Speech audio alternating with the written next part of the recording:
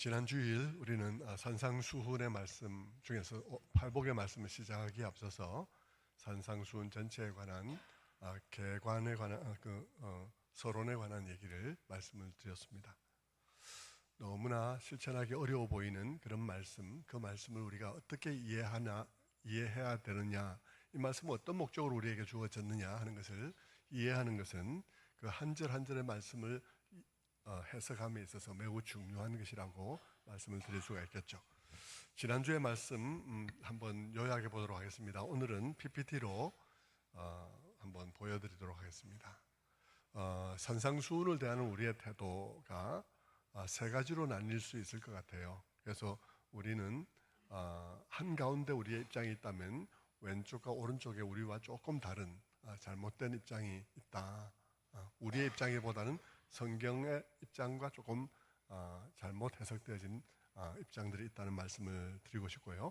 우리의 왼쪽에는 어떤 입장이 있냐 그러면 즉각 실천이 가능한 그런 말씀이다. 이렇게 보는 입장이 있습니다. 즉각 실천이 가능하다. 그래서 이것이 즉각 실천이 가능한 말씀이라고 이해할 뿐만 아니라 이 사회도 이 말씀으로 가르치면 정말 좋겠다. 그래서 이 말씀으로 세상을 가르치면 세상이 정말 평화로운 세상이 되겠구나 하는 생각을 하게 되죠. 사실 산상수훈은 예수를 믿은 사람, 구원받은 사람, 하나님의 은혜를 경험한 사람들에게 준 말씀입니다. 그들만 큰 감동과 감격 속에서 그 말씀을 1%라도 2%라도 실천할 마음을 가지고 나아갈 수 있는 것이지, 불신자들에게 이 산상수훈을 가르쳐서 그 말을 들을 이유는 없는 거죠. 그래서 오리를 가자는 자에게 십리를 가주라, 속옷을 가지려는 자에게 겉옷도 내어주라 하는 이런 모든 말씀들, 그런 말씀들, 오른손이 하는 일을 왼손이 모르게 하라, 이런 말들을 세상 사람들이 받아들일 리는 없는 거예요. 어쨌든 그럼에도 불구하고 그들은 이 말씀이 실천이 가능하다고 생각하고 사회개혁도 이렇게 하면 되겠다고 생각을 합니다. 그러면서 실행을 해보죠. 실행을 해보면 실행해봐도 안 되는 거예요. 실행해도 안 되면 한편으로는 그렇게 가르치고 실행해보면 실행이 안 되고 실제 자기도 안 되고 그러면 어떻게 하겠습니까? 그러면 한편으로 가르치면서 다른 한편으로는 볼 때만 하는 척 하는 것입니다. 하는 척만 해요. 볼 때만 하는 척해요. 그리고 또 이제 다른 방식은 뭐냐 그러면 그 말씀이 너무 수준이 높고 우리하고는 레벨 차이가 나니까 그 말씀의 해석을 실천 가능한 정도의 말씀으로 재해석을 하는 것입니다. 그 의미를 조정하는 거예요. 말씀의 의미를 축소하고 조정하는 일을 하는 것입니다. 그러면서 그 축소된 말씀을 실천하는 것이죠. 그러니까 실천했다고 하는데 그러나 실제로는 아무것도 지키지 않은 결과를 가져오는 것입니다. 원래 뜻이 아닌 말씀으로 만들어서 그걸 지켰으니까 사실 그 말씀을 자기들은 지켰다고 생각하지만 실제는 지켜지지 않은 그런 말씀이 되고 마는 거예요. 그럼 우리 우편에는 그럼 뭐가 있을까요?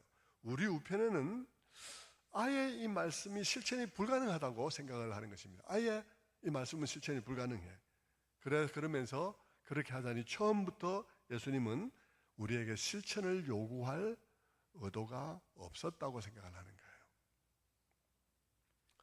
그러면 이 말씀을 왜 했냐 그러면 우리로 하여금 절망감 속에서 그리스도께로 가도록 하기 위해서 이 말씀을 주셨다라고 생각을 하게 되고, 그렇게 되니까 이 기독교는 실천할 생각을 안 해요. 지킬 생각을 하지 않으면서 급히다면 그 모든 것을 예수님을 바라보는 것으로 대체를 해버린 것입니다. 그러니까 윤리가 실종된 기독교가 되고 마는 것이죠. 윤리가 실종된 기독교가 되고 맙니다. 그러면 우리는 그 가운데 가운데 있는데요. 올바른 길은 가운데 있는데 가운데 요 좁은 공간에 넣으려니까 굉장히 글씨가 작아 보여요. 그래서 한꺼번에 쫙 다 보여주시고 다음 페이지로 넘어가겠습니다. 굳이 안 보셔도 됩니다. 다음 페이지가 이제 나오게 되거든요. 이렇게 대충 한번 보시고 다음 페이지로 한번 넘어가 보겠습니다. 다음 페이지 넘어가 볼까요? 우리가 취하고 있는 올바른 입장은 뭐냐 그러면 이 말씀은 구원의 백성들의 삶을 제시하는 것이다. 실천이 불가능한 것도 아니고 당장 실천이 가는 것도 아닌 구원의 백성의 삶을 제시하는 거예요. 그것은 우리의 성화의 방향과 목표를 제시하는 거예요. 목표는 목표이기 때문에 우리의 현재 수준과는 큰 차이가 있죠. 당장 그 목표의 100%의 수준을 당장 우리가 달성하는 일은 불가능합니다. 그러나 그렇다 할지라도 목표로서 제시했다는 것은 실천을 목표로 했다는 사실을 우리에게 말해주는 거죠. 그 밑에도 한번 볼까요? 네. 그래서 우리는 이 말씀을 실천하도록 주신 말씀으로 여기고 이 말씀을 받을 때 우리는 그 말씀을 볼 때마다 이 말씀에 얼마나 우리가 못 미치는가를 발견하게 되면서 우리가 얼마나 못 미치는 상태 그대로 구원받았는지를 생각하는 것이죠. 그러면서 하나님께 더 감사하고 겸손해지겠죠. 그러면서 우리가 이 말씀을 실천해 감에 있어서 매일매일 도움이 필요한 상태에 있구나 하는 사실을 알게 될 거예요. 그래서 그 다음 단계로 내려가면 우리가 겸손함과 감사로 이 모든 말씀을 지켜서 우리의 모범 되신 그리스도를 바라보면서 동시에 우리 안에 오셔서 우리를 도우실 성령님을 바라보게 되는 것입니다. 그리고 우리는 그 목표를 포기하지 않고 내 앞에 있는 한 걸음을 걸어가게 되는 것이죠. 이렇게 할 때 우리는 기독교가 윤리를 실종한 기독교가 아닌 그런 말씀을 편리할 대로 조정해버리지 않고 그대로 둔 채 우리 자신이 도우심을 구하며 걸어가게 되는 그런 기독교가 될 수 있는 거예요. 당장 가능한 삶이 아니라고 우리는 보면서 그리고 동시에 나의 노력만으로 되는 일도 아니라는 사실을 우리는 고백하게 됩니다. 그러면서도 우리는 이 모든 것을 우리에게 제시하신 것은 주님이 우리 안에 새로운 일을 시작하셨기 때문이고 그 우리 안에 시작한 선한 일들을 그분이 완성하실 것이기 때문에 주어졌다는 사실을 우리는 믿습니다. 그리고 그분은 우리 안에서 이 선한 일을 완성케 하기 위하여 지금 시작할 수 있는 선한 일을 시작하셨다는 사실을 우리는 믿고 있죠. 그리고 그 선한 일을 그분이 완성시킬 것이라는 사실도 또한 믿습니다.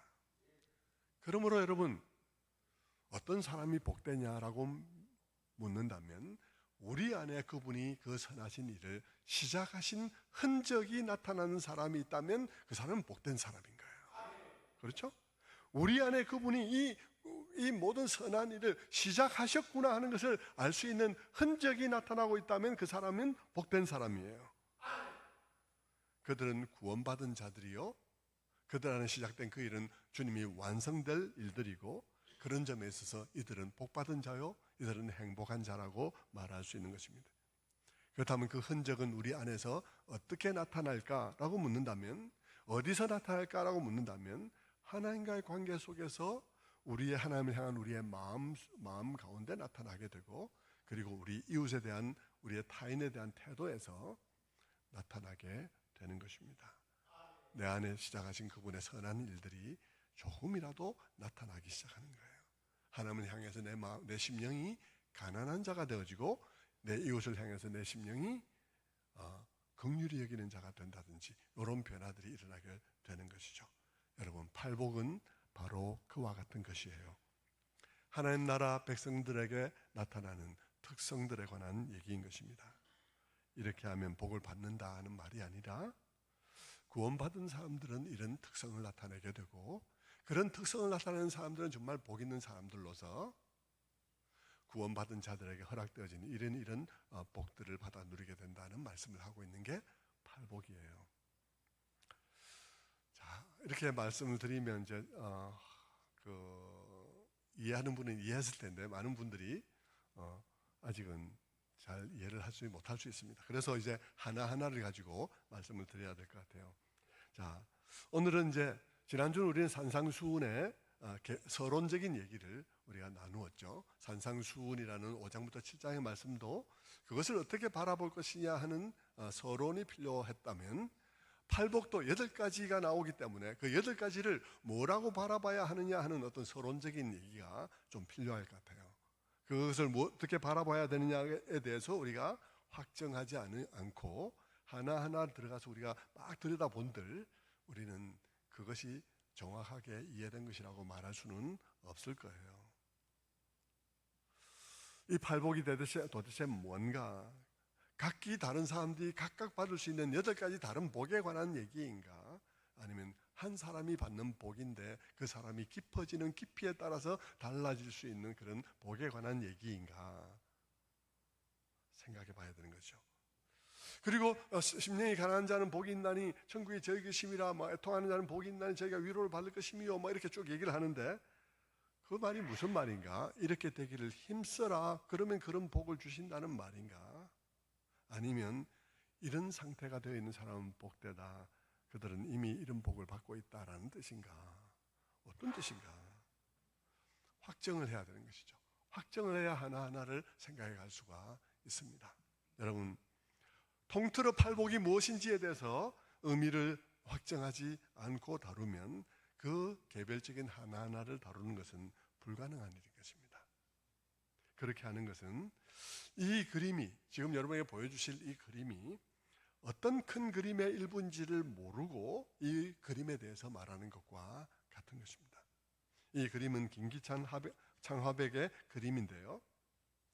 여러분이 이 그림에 대해서 이 그림이 무슨 그림 같아 보입니까?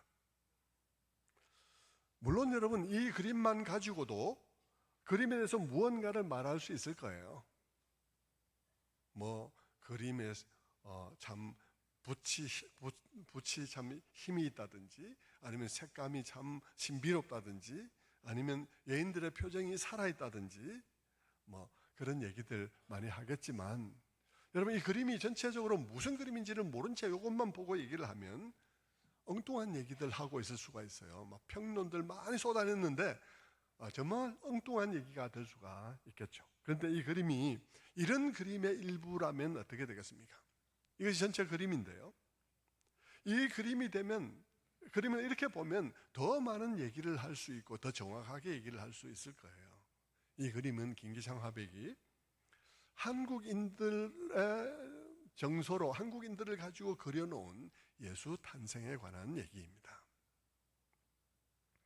마구간에서 태어났다고 하는데요. 여기서는 이제 외양간에서 태어난 거죠. 그래서 이 한우가, 이 농우가 이게 배경으로 자리를 잡고 있고요. 이 그림이 아랫부분이 좀 잘 됐는데요. 아랫부분을 보면 닭들이 왔다 갔다 하는 가운데 있는 여인의 품에 예수님이 안겨 있는 것을 볼 수가 있습니다. 여러분, 마치 이 그림의 부분을 전체와 함께 봐야 그림에 대해서 정확하게 얘기할 수 있는 것과 같이 팔복 또한 마찬가지입니다. 팔복 전체가 무엇인지를 먼저 잘 규정하고 올바르게 규정해 놓아야 심령이 가난한 자는 복이 있나니, 애통하는 자는 복이 있나니, 이 모든 것이 무슨 말인지를 알 수가 있게 되는 거죠. 그렇다면 여러분, 심령이 가난한 자는 복이 있나니로 시작하는 팔복은 뭘까? 각각의 그리스도인들이 각각 다르게 받을 것으로 기대되는 8가지 다른 복에 관한 얘기를 하는 것일까?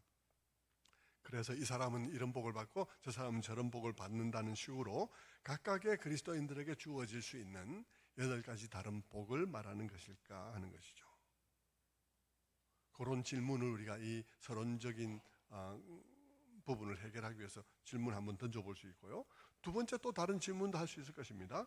팔복의 말씀이 다 심령이 가난한 자는 복이 있나니 천국이 저희 것이며, 애통하는 자는 복이 있나니 저희가 위로를 받을 것이며, 뭐뭐하는 자는 복이 있나니 뭐뭐하는 자는 복이 있나니 이렇게 되어 있으니까, 그 말들이 그러면 우리더러 심령이 가난해지도록 노력하라, 그러면 이런 복이 있을 것이다. 그리고 애통하는 심령이 되도록 애를 써라, 그러면 너희들에게 이런 복이 있을 것이다. 이런 뜻인가? 우리더러 이렇게 하라는 권유인가? 아니면 참된 하나님의 백성들 속에 이미 시작된 특성에 관한 설명을 하고 있는 것일까? 어떤 것일까 하는 질문을 우리가 서론적으로 이 2가지 질문을 해결해야 되는 것입니다. 그런데 이것을 이것만 따로 해결하기는, 그래서 저는 이 2번째 질문과 함께 첫 번째 항목인 심령이 가난한 자는 복이 있나니 이것을 오늘 이렇게 다루고, 다음 시간에 첫 번째 질문을 또 애통하는 자와 함께 다루려고 합니다. 먼저 이 2번째 질문부터 대답을 해보십시다. 2번째 질문이 뭐였죠? 여기 있는 뭐뭐 하는 자는 복이 있나니 뭐뭐 할 것이요라고 하는 이 말씀들이 우리들에게 그렇게 되라는 권유인가, 그렇게 하기를 힘쓰라는 권유인가, 아니면 참된 그리스도인들에게 이미 주어진 어떤 특성에 관한 얘기일까 하는 것입니다. 어떻게 보아야 할까요? 자, 이 산상수훈의 얘기를 큰 맥락으로부터 한번 끌어왔으면 좋겠습니다. 구약에 보면요, 이 산상수훈이 사실은 구약의 출애굽기 19장에 있는 말씀과 굉장히 밀접한 관계를 가지고 있습니다. 출애굽기 당시에 이스라엘 백성들은 구원을 받았어요. 그리고는 구원받은 백성들이 시내산 아래까지 왔습니다. 시내산 아래까지 왔을 때 하나님께서는 그들을 거기에 모아놓고 그들에게 그들이 누구인지, 그들의 정체성과 그들의 사명, 그리고 그들의 사명을 이루기 위해서 그들이 살아야 하는 삶에 대해서 가르쳐 주시기 시작했습니다. 그들의 정체성은 세상 모든 나라들 가운데서 제사장 나라요, 그리고 하나님께서 그 목적을 위해서 선택한 하나님께 아주 소중한 특별한 소유라는 것이죠. 그리고 그런 구속사의 특별한 역할을 위해서 선택된 소중한 백성들이니까 그들로 하여금 그들의 이 사명을 달성하는 존재가 되기 위하여 이런 종류의 삶을 살으라고 말씀하고 있는 것입니다. 그런데 여러분, 이스라엘 백성들은 그때 그 말을 모세로부터 들었습니다. 모세는 어떻게 그 말을 했냐 그러면 산에 올라가서 그들 대신에 대표적으로 그 말씀을 듣고 내려와서 그 말씀을 전했습니다. 근데 지금 마태복음을 보면 또 산에 올라갔어요. 산에 올라갔는데 아주 마태복음의 상황이 유사한 거예요. 12제자를 선택을 했습니다. 12제자는 12지파의 머리처럼, 신약의 12지파의 머리같이 우리에게 느껴질 수 있는 그런 상황입니다. 그리고 구원의 백성들을 불렀습니다. 회개하라, 천국이 가까이 왔느니라. 회개하고 천국 백성이 되라고 그렇게 외치는 가운데 그 말씀에 반응한 사람들을 모아서 이 산에 왔습니다. 굉장히 유사한 그런 세팅을 가지고 있습니다. 그리고 예수님이 그들을 데리고 산에서 가르치시죠. 그들의 정체성, 너희는 세상의 빛이다, 세상의 소금이요 빛이다. 그러면서 그들의 사명, 선한 의의 선한 행실로 사람들이 하나님 선한 행실을 보고 사람들이 하나님께 영광을 돌리게 하라. 그러면서 그들의 선한 행실로 살아가는 삶의 내용이 무엇인지에 대해서 쭉 그 다음부터 얘기하고 있는 것이 산상수훈의 여러 가지 말씀들인 거예요. 자, 차이가 있습니다. 구약과 신약의 차이가 하나 있는데요, 그 차이가 뭐냐 그러면 구약의 모세는 산에 올라가서 하나님께 듣고 와서 말을 했는데 마태복음 5장의 예수님께서는 듣고 와서가 아니라 자신의 말로 얘기를 하고 있다는 것입니다. 그러면 이게 무엇을 의미하냐 그러면요, 지금 마태복음의 산 위에 올라가서 앉아서 말씀하시는 이분은 모세가 구약의 산에 올라가서 들었던 바로 그분, 모세에게 말씀하셨던 바로 그분이 오셔서 이 말씀을 하고 있다는 얘기를 하고 있는 거예요. 그러니까 산상수훈의 말씀이 훨씬 더 권위 있게 이 말씀을 하고 있는 것입니다. 그래서 우리가 산상수훈의 말씀을 읽다 보면 산상수훈 속에 무슨 말씀들을 보게 되냐 그러면 옛사람이 너에게 이렇게 말한 바 그러나 나는 너에게 이렇게 말한다 라고 말하는 대비를 우리는 보게 되는 거예요. 자, 성도 여러분, 주님 앞에 모인 이 사람들은 주님이 외치는 메시지에 반응한 사람들입니다. 주님이 어떤 메시지를 전하셨나요? 회개하라, 천국이 가까이 왔느니라 라고 선포를 했습니다. 회개하고 천국 백성이 되라고 하는 메시지를 선포했습니다. 그렇다면 그들이 그 말씀에 반응해서 나왔다는 것은 회개했다는 것을 의미하는 것입니다.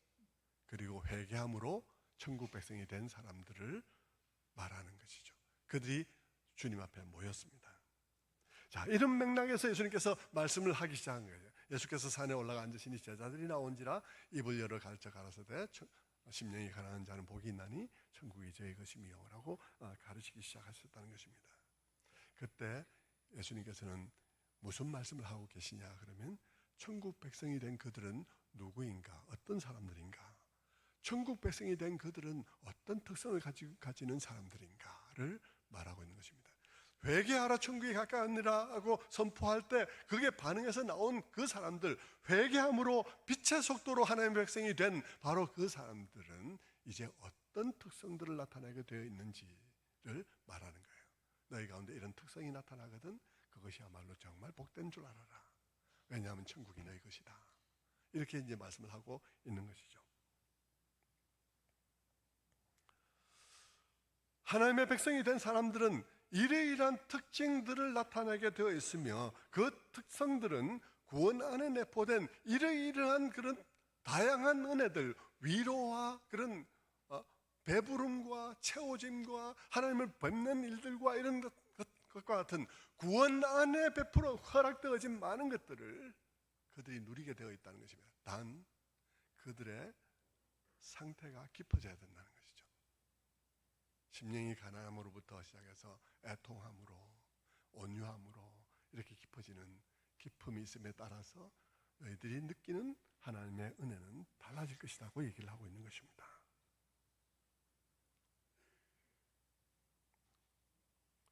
근데 여러분,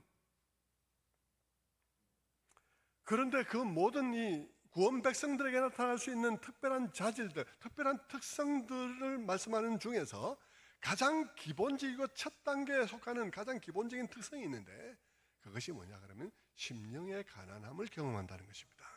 심령이 가난해지는 것입니다. 이것이 구원받은 백성들의 가장 큰 특성입니다. 이것은 천국 백성이 되는 길이 회개를 통해서 되어진다는 말과 같은 맥락입니다. 여러분, 회개할 때 회개하는 사람의 가장 큰 특성이 뭐겠습니까? 회개하는 사람들의 그 심령의 특성이 뭐겠습니까?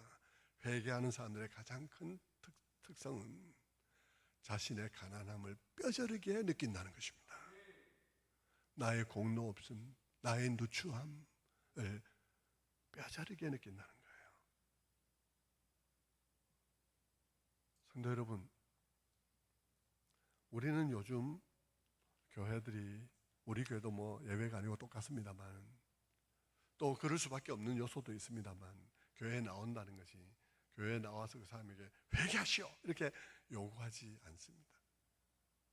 우리는 그저 교회에 나왔다 하면 오셨네요 환영합니다 하고 박수를 치죠. 그래서 여러분 기억하셔야 될 것은요, 그러다 보면 평생 회개 안 한 채 기독교인이 아닌 채 평생 머물러 있을 수 있습니다.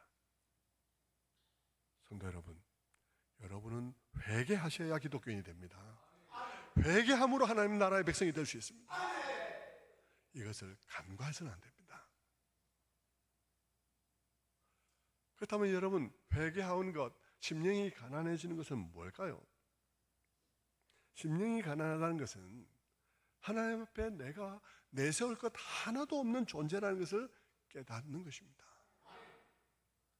내 안에 하나님을 기쁘시게 할 만한 어떤 것도 내 안에 없다는 사실을 발견하는 것이죠. 그런 사람의 마음이 가난해지는 것입니다. 내가 얼마나 망가져 있는 존재인지를 발견했기 때문인 것이죠. 사실 이것이 회개하는 사람의 마음과 동일한 마음입니다. 우리는 회개할 때 우리는 하나님 앞에 우리 자신이 아무 공로 없고 파산지경에 있다는 사실을 고백하는 것입니다. 여러분, 회개가 뭘까요? 회개가 뭡니까? 회개는 여러분, 우리 자신이 더 이상 이런 삶을 계속할 수 없다는 사실을, 우리 자신이 하나님 앞에서 파산한 자와 같은 것을 느끼며 내게 아무 소망이 없는 자임을 고백하는, 그리고 하나님께로 소망 대신 하나님께 돌아서는 그러한 행위를 가르쳐서 회개라고 합니다. 회개는요, 여러분, 몇 가지 잘못된 행위가 내게 있었음을 고백하는 게 아닙니다. 몇 가지 잘못된 행위가 있었음을 고백하는 것이 아니고요, 나의 존재가 비참한 존재라는 사실을 고백하는 것입니다. 그것은 나의 행위에 관한 문제가 아니라 나의 존재에 관한 문제입니다.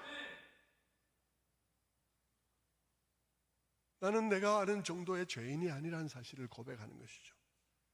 나는 내가 아는 몇 가지 죄를 저지른 죄인이 아니라는 것입니다. 나는 내가 알 수도 없는 정도의 죄를 저지른 자임을 고백하는 것입니다. 나는 내가 알지도 못하는 사이에 잘못되어 있는 자였음을 고백하는 것입니다. 우리의 인식은 왜곡되어 있어서 우리는 아무 객관적인 근거도 없이 나는 옳고 너는 틀렸다는 생각을 가지고 있고, 나는 아무런 객관적인 근거도 없이 나는 모든 일의 표준이라는 생각을 가지고 있어서 그것이 내가 옳은 줄 알고 행한 모든 일이 잘못된 일일 가능성이 다분히 있는 그런 존재라는 사실을 절감하는 것입니다. 그렇게 옳아 보였던 나 자신이 정말 철저히 잘못될 수 있구나 하는 사실을 발견하는 것입니다. 나는 그렇게 내 자신이 옳다는 확신을 갖고 있기 때문에 내가 잘못되었을 것이라는 생각을 꿈에도 하지 않지만, 그런 만큼이나 나는 내가 잘못된 것을 꿈에도 알 수 없는 그런 존재라는 사실을 갑자기 각성하는 거예요. 그러면서 자기 자신에 대한 고백이 바뀌는 거예요. 그렇게도 옳고 모든 사람이 나만 같아라고 하며 모든 사람들의 삶에 콩나라 판나라 말할 수 있는 자격이 있는 자라고 생각했던 나 자신이 내 자신이 얼마나 잘못된지도 모르는 존재라는 사실을 고백하게 되는 것입니다. 뿐만 아니라 여러분, 우리 자신이 어떤 존재냐 그러면 죄를 그칠 수도 없는 존재라는 사실을 발견하게 되는 것이죠. 내가 어느 순간에 어느 만큼 잘못되어 있는지를 내 자신이 모를 뿐만 아니라 내가 안다 할지라도 내가 아는 그 죄조차 그칠 수 없는 그런 존재가 나 자신이라는 사실을 하나님 앞에 고백해야 하는 것입니다. 예? 내가 옳은 존재가 아니라 내가 틀린 존재라는 사실, 나는 내가 얼마나 잘못된지를 모르는 존재라는 사실, 그 사실을 하나님 앞에 고백하는 것이죠. 우리는 우리가 얼마나 잘못된지를 모를 뿐 아니라 아는 죄의 경우에도 그 죄를 그치지 못하는 자라는 사실, 그것이 우리로 하여금 절망하게 하는 것입니다. 심령의 가난함은 그것을 고백하는 거예요. 내 자신에게 반복되는 죄, 남이 알 수도 또 모를 수도 있지만 내 자신에게 반복되는 그 죄가 내가 얼마나 죄에 얽매인 존재인지를 여실히 드러내는 것을 내가 눈을 떠서 보게 되고, 그리고 그것을 통해서 내 안에 죄가 얼마나 왕노릇하고 있으며 나는 얼마나 죄 때문에 망가져 있고 종노릇하며 소망 없는 자리에 있는지를 내가 보는 것입니다. 그리고 그것을 하나님 앞에 고백하게 된 거예요.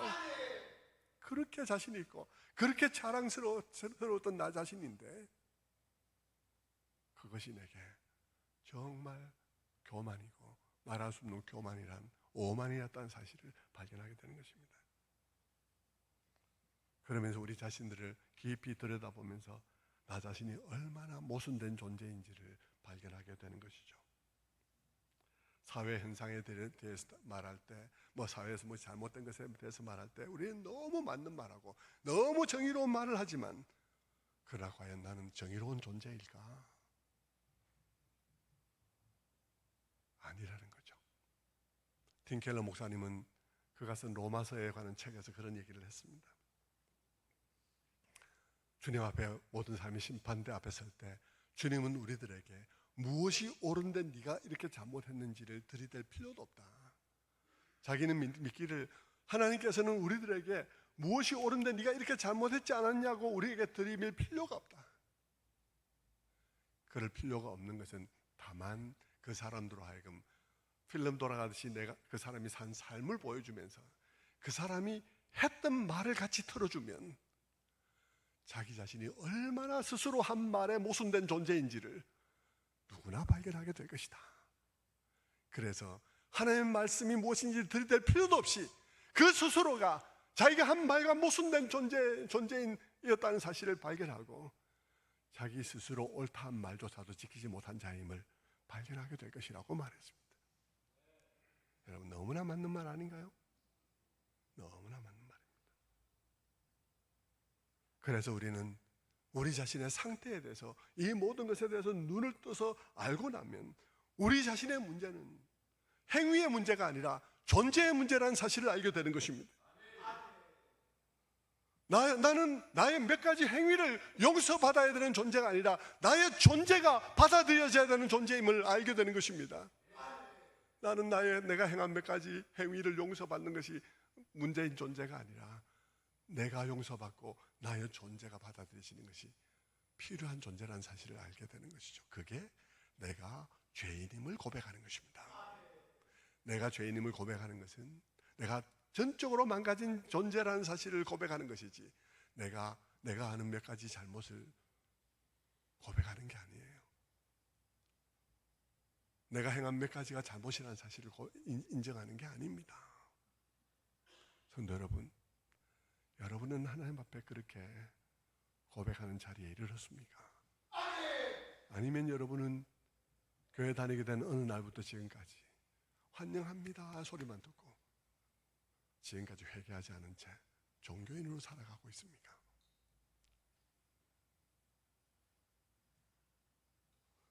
성도 여러분, 우리가 이것을 아는 데에는 우리의 모든 죄를 알아야 될 필요는 없어요. 우리의 모든 죄를 우리가 알 수가 없어요. 다만 우리가 저지른 그 죄들, 우리가 저지른 그 잘못들을 깊이 들여다보면 그것만으로도 내가 얼마나 망가진 존재인지를 알 수 있어요. 거기에 내가 모르는 죄들이 많을 거라는 사실을 발견하게 되면 내가 이 행동이 잘못됐고 저 행동이 잘못됐고 말할 필요가 없고, 나는 그냥 전적으로 내 자신의 존재 자체가 하나님께 문제거리라는 사실을 고백할 수 있습니다.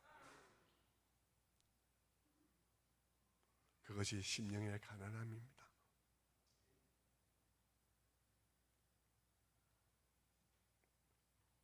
회개는 바로 그와 같은 자신의 가난함을 고백하며 하나님 앞에 나아가는 것이죠. 지금까지 내가 살아온 방식으로 더 이상 내가 살아갈 수 없음을 고백하는 것입니다. 내가 하나님 앞에 의로는 파산한 자임을 고백하는 것이죠. 그것이 회개입니다. 그러니 여러분, 팔복은 어떤 면에서 회개한 영혼의 모습을 보여주는 것입니다. 회개도 여러분 한 번만 하고 마는 게 아니라 우리의 죄에 대한 인식이, 우리의 존재의 문제에 대한 인식이 날이 갈수록 깊어질 수밖에 없고요, 깊어져야 되는 것이죠. 그것이 깊어지다 보면 우리의 모습은 점점 더 변화될 것입니다. 심령이 가난한 데서 그 다음에 애통하는 자리로, 그 다음 남을 위해서 긍휼히 여기는 자리로 이렇게 점차점차 우리가 변화되어져 가겠죠. 그 위에 부어지는 복들이 있다는 것입니다.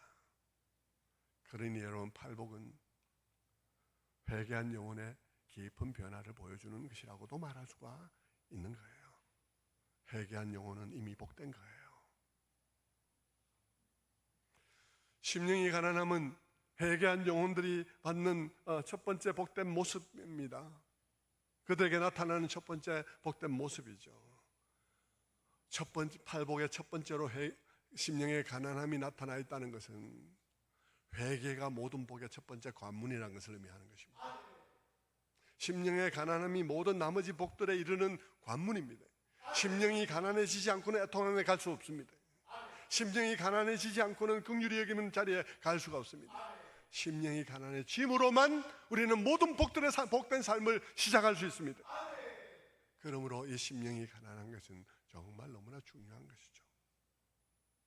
주님이 복음을 선포할 때 뭐라고 선포했습니까? 회개하라, 천국이 가까이 왔느니라 선포했습니다.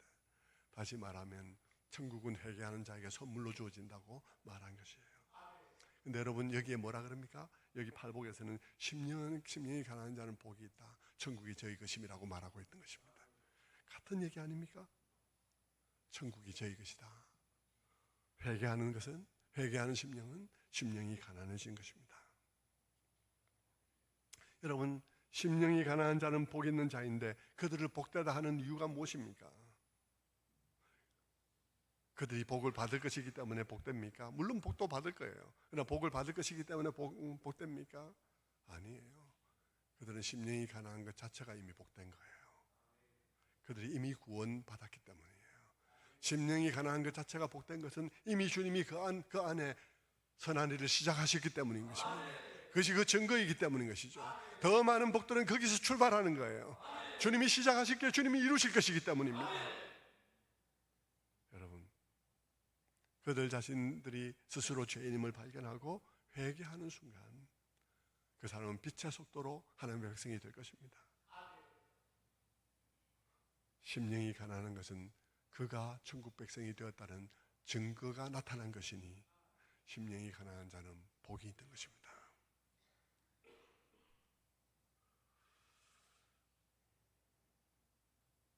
천국이 그들의 것이라는 것이죠. 천국은 예수님 하나님의 통치를 받는 것이고 의와 평강과 희락입니다. 그런데 의와 평강과 희락이 지금 누리고 있고 앞으로도 누릴 것이며 장차 완성된 것을 누리게 될 것입니다. 심령이 가난한 자는 그런 것이죠. 천국이 이미 그가 들어간 것을 의미하고 그는 지금 그 천국을 누리며 그리고 앞으로도 더 충만하게 누릴 것이며 마지막 날에 충만하게 누릴 것입니다. 다시 한번 강조해야 되겠습니다. 여기서 심령이 가난한 자는 복이 있나니? 라는 말씀을 하셨는데 그것은 심령이 가난해지도록 노력해라 그러면 복이 있을 거다는 뜻이 아닙니다. 오히려 회개하라는 말씀을 따라서 반응하여 주님께 나온 자는 심령이 가난하시 있는데 그들을 향해서 심령이 가난한 너희는 복이 있는 자들이라고 말하고 있는 것이죠. 너 마음이 가난하냐? 너의 마음이 정말 너의 모든 처참한 비참한 모습을 보면서 마음이 슬프냐? 네 마음이 그래서 천국에는 네가 부적합하다고 생각하느냐? 기뻐해라. 천국이 네 같은 사람을 위한 것이다. 것입니다. 여러분, 천국은 참 신기한 곳이에요. 천국은 어떤 곳이냐 그러면요, 천국은 자격이 있다고 생각하는 사람은 못 들어가는 곳이고요, 자격이 없다고 생각하는 사람들이 들어가는 곳입니다. 자격이 있다고 생각하는 사람은 못 들어가는 곳이에요. 자격이 없다고 생각하는 사람들이 들어가는 곳이에요. 우리 교회도 옛날에 과거에 어떤 분이 말씀을 듣는 중에 또 신앙적으로 번민이 왔습니다. 자기 자신이 막 천국에 들어가지 못할 것 같아서 목사님 찾아와서 벌벌 떨면서 얘기를 했습니다. 목사님, 저는 도저히 천국에 못 갈 것 같아요. 저는 저를 알거든요. 제가 어떤 죄인지 목사님은 몰라요. 그러면서 막 눈물을 흘리면서 벌벌 떨면서 말씀을 했습니다. 제가 그분에게 복음을 처음부터 다시 말씀을 하면서 그분에게 다시 확신에 이르는 과정들을 쭉 같이 대화하면서 했습니다. 그분이 지금은 완전히 자유하게 되셨고 너무 저에게 감사하고 그러죠. 여러분, 아직 복음을 완전하게 깨닫지 못해서 두렵기만 한 경우도 있을 것입니다. 그러나 여러분, 그런 사람은 이미 복된 거예요. 복되지 않은 것은 나 정도면 천국 가지 않겠나고 생각하는 사람이 복되지 않은 것입니다. 여러분 중에 혹시 누군가는 여러분이 나는 나 정도 되면 천국 가리라는 당연히 그렇게 생각하고 있지는 않습니까? 여러분 심령은 가난함을 모르지 않습니까? 여러분이 태생적으로 조금 순하게 태어났다 그래서 내 순한 것으로 저 사람보다 내가 조금 더 순하다 그래서 여러분이 천국 가기에 조금 더 유리할 거라고 생각하십니까? 천만의 말씀입니다. 여러분, 여기에 심령이 가난한 것은요, 성질이 조금 순하다가 아닙니다. 여기에 심령이 가난한 것은 하나님의 역사로 변화된 심령입니다. 하나님이 변화시킨 심령이에요. 여러분, 조금 순한 사람도요, 정말 하나님 앞에 겸손하지 않은 사람들 너무 많습니다. 인간적으로 정말 온유한 성품을 가지고 착한 성품을 가진 사람 중에 하나님을 향해서 굉장히 높아진 마음도 많습니다.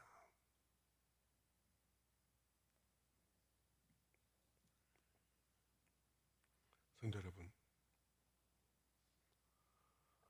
심령이 가난한 자가 복이 있습니다. 천국이 저희 것이기 때문이에요. 세상 사람들은 심령이 가난한 거 좋아하지 않습니다. 세상의 방식은 아니에요. 세상은 심령이 가난한 거 별로 안 좋아하고요, 굉장히 자기의 잘난 것 드러내야 되고요, 자기의 아는 것 드러내야 되고, 자기 가진 것 드러내야 되고요, 자기의 강함을 드러내야 되고요, 자기의 용맹함을 드러내야 되고 그렇습니다.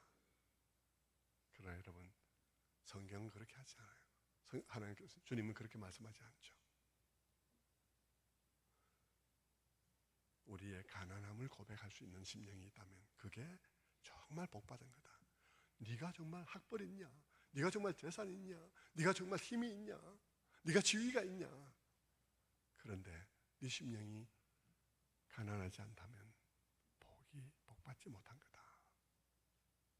그러는 것이죠. 그렇다면 여러분, 심령이 가난한 것은 어떻게 이루어지는 것일까요? 어떻게 하면 심령이 가난해지는 것일까요? 말씀드린 대로 이것은 은혜로 되어지는 것이지 노력으로 되어지는 것이 아닙니다. 우리의 심령은 하나님의 은혜로만 가난해집니다. 하나님이 우리를 만나주실 때 그 영광의 빛 가운데서만 우리의 의가 누더기임을 보게 됩니다. 그 빛이 없으면, 우리끼리 있으면 어두침침한 빛 가운데서 나의 의가 대단한 의같이 느껴집니다. 그런데 여러분, 하나님을 만날 때, 그 영광의 빛 안에 들어갈 때 우리는 우리의 의롭다는 생각, 우리의 정의감, 우리의 옳은 말, 우리의 모든 자랑이 다 누더기란 사실을 알게 될 것입니다. 그때 우리는 가난해질 수 있습니다. 우리는 그것을 이사야가 구약에서 성전에서 하나님의 영광을 보았을 때 장면에서 우리는 볼 수 있습니다. 그는 기도하다가 눈이 열렸어요. 하나님의 보좌를 보았고 보좌에 앉으신 이의 옷자락이 성전 안에 가득한 것을 보았습니다. 스랍들이 하나님 앞에서 찬양하는 찬양 소리가 있고 그 예배의 권능이 온 그 성전을 털을 흔들었습니다. 여러분, 그것이 단순히 지진이 아닌 것은 성전이 멀쩡하게 있었다는 사실을 보면 그것이 이런 지진이 아니었다는 사실을 알게 되죠. 그 지진은 이사야의 심령 속에 일어난 지진이었습니다. 그의 모든 자랑과 자부심과 그 모든 것을 무너뜨리는 그런 지진이었습니다. 그의 존재에 밀어닥친 쓰나미였습니다. 그의 영광, 그 위엄의 쓰나미 앞에 그의 모든 자랑이 떠내려갔습니다. 그의 잘남과 자랑이 다 찢어졌죠. 그리고 그는 두려움 속에서 울부짖습니다. 화로다 나여 망하게 되었도다. 내가 입술이 부정한 백성 중에 거하면서 만군의 왕이신 여호와를 배웠음이로다 라고 그는 울부짖었습니다. 그때까지 그는 자신이 잘못된 자인 줄 몰랐습니다. 그때까지 그는 자신이 그렇게 부정한 자인 줄 몰랐습니다. 그런데 그 순간 그는 깨달았습니다. 자기 자신이 얼마나 부정한 자인지를. 그때까지 그는 하나님의 선지자로 자신이 적격한 자인 줄 알았습니다. 그러나 그 순간 그는 자기가 부적격하다는 사실을 알았습니다. 성도 여러분, 저는 여러분 모두에게 하나님을 그렇게 만나는 일이 일어나기를 바랍니다. 그래야 복된 자입니다. 여러분의 기도의 시간들, 이제 다음부터 할 그런 기도의 시간 속에서 여러분이 정말 주님을 만나는 일이 일어나기를 바랍니다. 베드로도 그랬습니다. 베드로도 참 자기 주장이 강한 사람이었죠. 그가 밤새 애쓰고도 고기 한 마리 잡지 못했던 어느 날 아침, 주님의 말씀 한마디에 깊은 곳에 그물을 내렸다가 엄청난 고기를 잡게 되었습니다. 그는 많은 고기를 잡게 된 기쁨보다도 그는 자기 자신이 엄청난 분 앞에 있다는 사실에 두려웠습니다. 그리고는 그 예수님 앞에 무릎을 꿇고 그는 고백했습니다.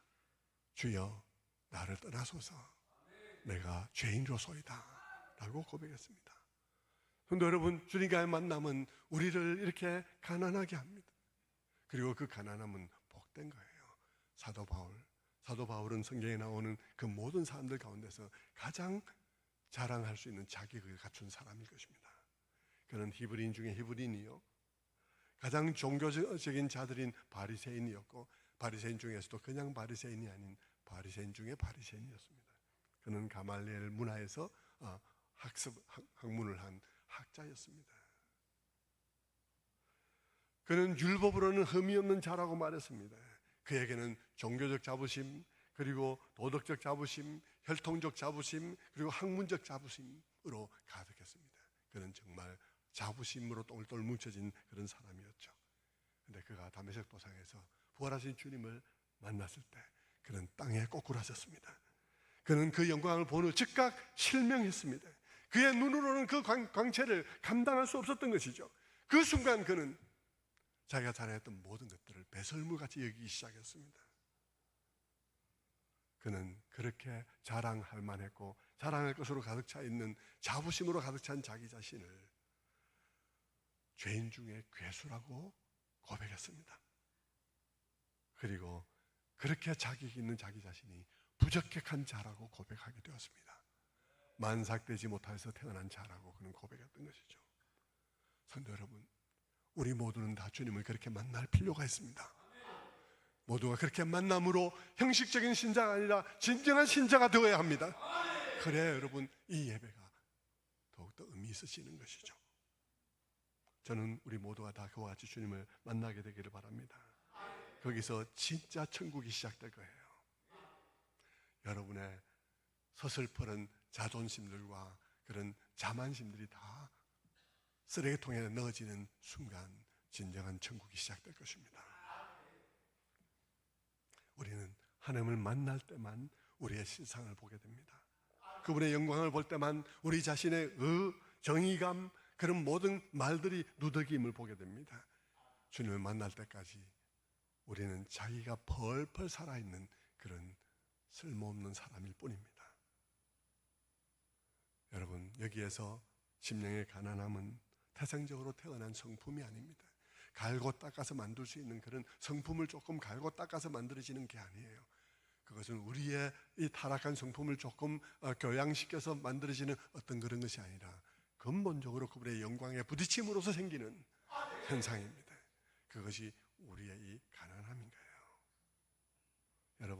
여러분이 좀 더 교양 있게 행동하고 좀 더 그렇게 하면 될 줄로 생각하지 마십시오. 그게 아닙니다, 여러분. 여러분이 좀 더 교양 있고 그런 채 한다고 되는 게 아니에요. 여러분, 하나님을 만나야 되는 것입니다. 그분을 만나야만 여러분의 변화가 있을 수 있습니다.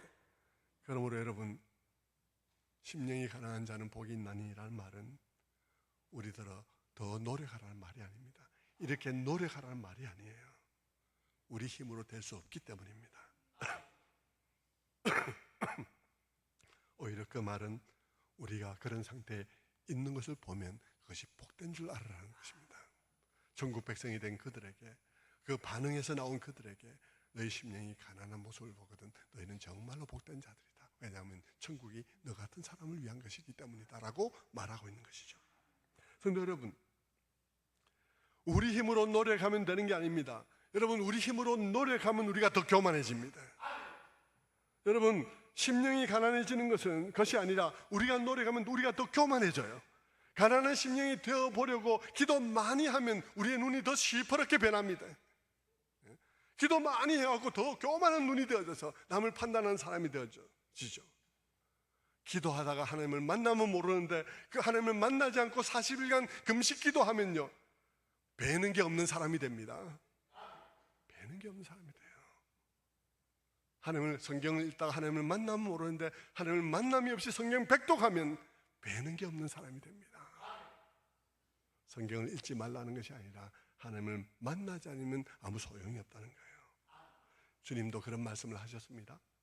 바리새인 이야기를 하면서 바리새인과 세리가 성전에 올라갔는데 그 올라가서 경건한 바리새인이 자기 노력으로 이렇게 자기를 갈고 닦아서 경건한 종교인이 된 바리새인이 어떻게 기도한다고 했습니까? 누가복음 18장 11절에 이렇게 말씀합니다. 그들은 이렇게 기도하죠. 하나님, 저는 다른 사람 즉 사기꾼, 죄인, 간음을 행하는 자와 같지 않고 이 세리와 같지 않은 것에 감사를 드립니다. 저는 일주일에 2번씩 금식하며 모든 수입의 11조를 바칩니다. 그런데 여러분, 주님과 만남이 없이, 진정한 만남이 없이 종교생활이 가능하다는 것을 보여주는 것입니다. 여러분, 우리의 심령은 우리의 노력으로 가난해지지 않습니다. 종교적인 수련이 우리를 가난하게 만들지 못합니다. 종교적인 수련은 우리의 겉모습을 만들어줄 뿐입니다. 우리의 겉모습을 점잖게 다듬어 주지만 속은 여전히 교만하고 오히려 더욱더 위선될 수 있는 것이죠. 우리의 심령은 하나님의 은혜로만 가난해집니다.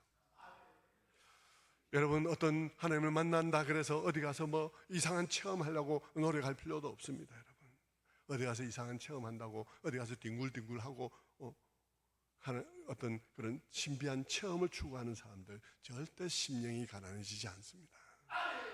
그들은 그 체험으로도 교만해집니다. 네 이런 체험 있나 그러면서 그들이 교만해지죠. 여러분, 그 체험이 하나님이 주신 것인지 아니면 마귀가 준 것인지를 어떻게 분별하겠습니까? 결과를 보면 합니다. 이상한 체험을 가지고 하고 와서 네 이런 경험 있나 그러면서 너보다 내가 낫다 이런 식의 생각을 갖고 있는 사람들, 그런 사람들은 그 경험이 하나님을 만난 경험이라고 말할 수가 없어요.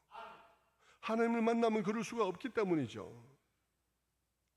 방언해도 좋고요, 어디 가서 샤파도 좋은데 여러분이 그것이 하나님 앞에 정말 겸손해지고 정말 더 사랑하게 되고 더 긍휼히 여기게 되고 그 하나님 앞에서 정말 그 체험을 통해서 화로다 나여 망하게 되었다고 고백하게 되었는지, 그 체험을 통해서 주여 나는 죄인으로서이다 나를 떠나소서라고 울부짖게 되었는지, 그것이 중요한 것이죠. 그렇지 않으면 그 체험은 하나님을 만난 체험이 아닙니다. 저희 아버지가 목회를 할 때요, 아버지를 늘 힘들게 했던 장로님이 있었습니다. 5, 60년 전의 일이니까요, 그 당시에 학교 선생님이었으니까 그 당시에 학교 선생님은 요즘과 또 달리 소수이거니와 그림자도 밟지 않는다는 정도로 존경을 받던 그런 지위에 있었죠. 그런데 그분이 하나님을 알므로 낮아진 마음, 달라진 생각이 없이 교회 안에서 자신의 학식과 경험과 사회적 지위를 가지고 모든 것을 판단하고 주장을 하니까 참 괴롭고 힘든 일이었습니다. 그런데 여러분, 어느 날 그분이 너무나 겸손해진 거예요. 그분은 그 이후 한 번도 다시 교만해지지 않고 돌아가실 때까지 사랑하고 섬기고 그랬는데 그렇게 겸손할 수가 없었습니다. 왜 그랬겠습니까? 우리 모두는 압니다. 그가 하나님을 만났기 때문이죠. 하나님과의 만남은 우리 영혼에 지울 수 없는 흔적을 남기게 되어 있습니다. 그분은 그저 그런 경험이 아니에요. 그분은 우리 영혼에 우리가 지울 수 없는 흔적을 남기는 것입니다. 그가 하나님을 만났기 때문에 그는 그렇게 섬기다가 끝내 그의 삶을 마쳤습니다. 심령이 가난해지는 자는 복이 있나니, 그러면서 심령의 가난함이 팔복의 첫 번째로 나온 것은 이것이 그리스도인의 모든 축복의 관문이기 때문입니다. 이 단계가 없이는 다음 단계가 없습니다. 이 단계가 없이는 아예 출발이 없습니다. 어떤 그 누구도 영적 누림을 가지지 못할 것입니다. 심령이 가난해지지 않으면 그리스도도 별거 아니에요. 심령이 가난해지지 않은 심령에게는 그리스도도 별로 귀하게 보이지 않을 것입니다. 심령이 가난해지지 않은 사람에게는 십자가도 왜 필요한지 절실히 느껴지지 않을 것입니다. 심령이 가난해지지 않은 자는 애통하는 자로 나아갈 수가 없습니다. 그러므로 여러분, 심령이 가난해지지 않은 사람은 천국이 그의 것이 될 수가 없어요.